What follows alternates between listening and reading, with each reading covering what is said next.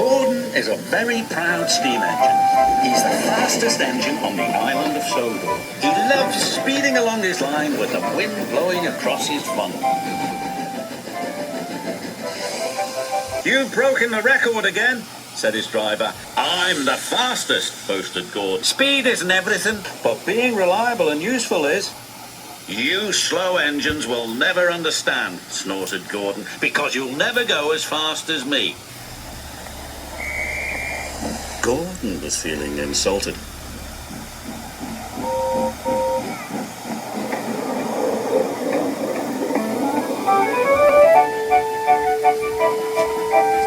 "Silly little engines," he grunted.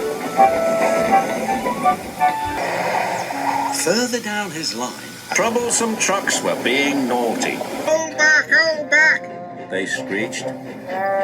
Emily pulled as hard as she could. So hard. "Oh, bother! Oh, dear! Be late!" Then there was trouble. "Oh, no! This is Gordon's line. It's too late to switch Gordon to the middle line," said the signalman. "You'll have to flag him down." Gordon saw the guard. His driver tried to stop.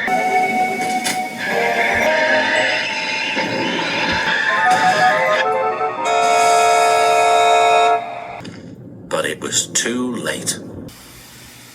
The Fat Controller was just leaving his office when he got the call. "Truck will bring the breakdown crane first thing in the morning," he said. "I'll be out here all night." "I'm afraid so." The hours passed. It grew dark and cold, and still no help had come. His fire had gone out and his funnel was covered in icicles. And suddenly, there was a loud crash. "Bother," puffed Gordon. The other engines were glad to be tucked up for the night. But they were worried. The wind blew all night long. The next day, Gordon was travelling to collect his train. He missed a signal and went onto the wrong line. Gordon was travelling to trouble. Ahead was a tunnel under repair. His driver reduced speed and braked hard. But it was too late. Later, Thomas pulled Gordon clear with the breakdown train. The Fat Controller spoke severely to Gordon's driver about the accident. The wind blew stronger. "Gordon, slow down," called his driver. This made Gordon even crosser. "I'll be dirty and late, he hissed. Gordon was very cross indeed.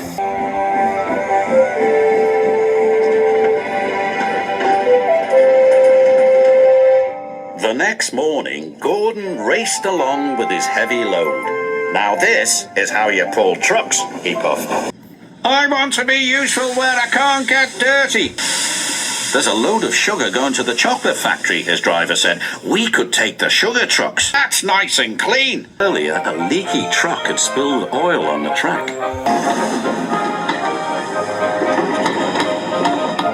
He approached the chocolate factory. His driver applied the brakes. His wheels just skidded on the oily rails.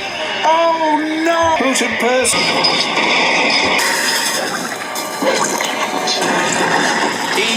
"Yuck!" he groaned. "I've never been this dirty." He was covered from funnel to firebox in sticky, gooey chocolate. "The accident wasn't your fault. We'll soon have you in working order again." "Thank you, sir. They got me in a right pickle, didn't they?"